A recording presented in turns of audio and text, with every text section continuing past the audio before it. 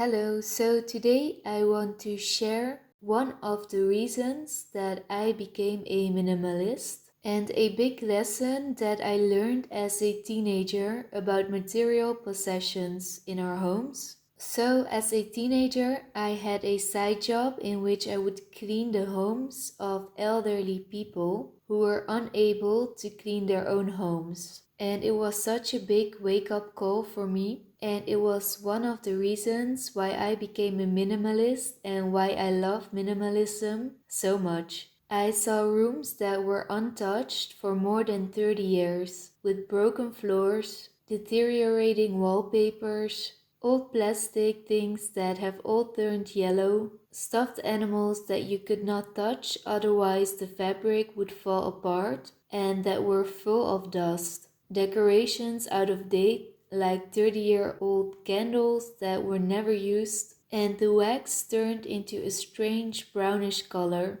It always gave me such an unpleasant feeling, not as if time stood still, because it didn't. Time left its mark on all these objects, but some sad feeling, something about not living in the moment. Another thing that surprised me was the amount of stuff that these people had in their homes, and especially the amount of clutter that these people had in their homes, and how they kept clinging onto it even though it made their life so much more difficult. These were people who had difficulties moving around, yet their whole floor would be filled with drawers, with decorations, vases, and magazines, you just name it. Just piles and piles of stuff everywhere. These were people who had a difficult time taking care of themselves and their homes. But instead of making it easy for themselves, instead of having a clear and neat space that was easy to clean, they would have a ton of decorations on every single surface in their home, as if it was a crime to have an empty surface, making cleaning almost impossible and a task that would cost so much time. It just made no sense to me, practically. And so I just had a couple of hours, and it was so difficult to clean a home with so many decorations and obstacles.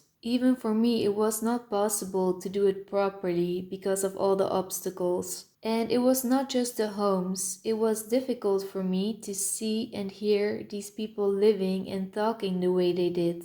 People that are basically at the end of their lives still talk and care so much for unimportant things. Their unimportant complaints, judgments, negative words about others, always only about others, and sometimes even bitterness and even hate. I could see what a life full of distractions, a life not well lived did to them. I felt uncomfortable for so much potential loss, so much time lost, wasted, money wasted, mental energy put into unimportant details. And what I learned as a teenager: 1. This was the most unpractical thing that I have ever seen. It does not make sense to have every corner and every surface in your home filled up with stuff. It's impossible to clean such a home. And I learned that we need to care for ourselves and our stuff, and the correlation that the more stuff you have, the more time it will cost you, and that I would have to make a decision whether spending time on cleaning so much is worth it to me or not. And for me, it was definitely not worth it. And 2, what kind of energy old and broken stuff bring with it. How you feel in such a space, what they do to us when we live in that kind of environment.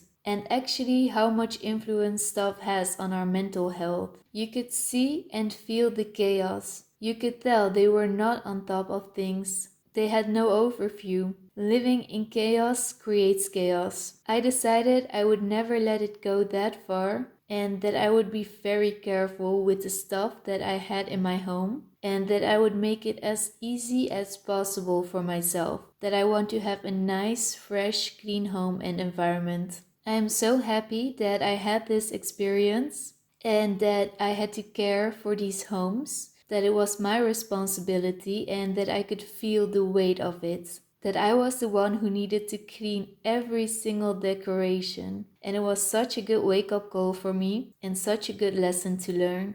So seeing this really was an eye-opening for me, and I wanted to share this. I hope you enjoyed the video, and thanks so much for watching. See you next time.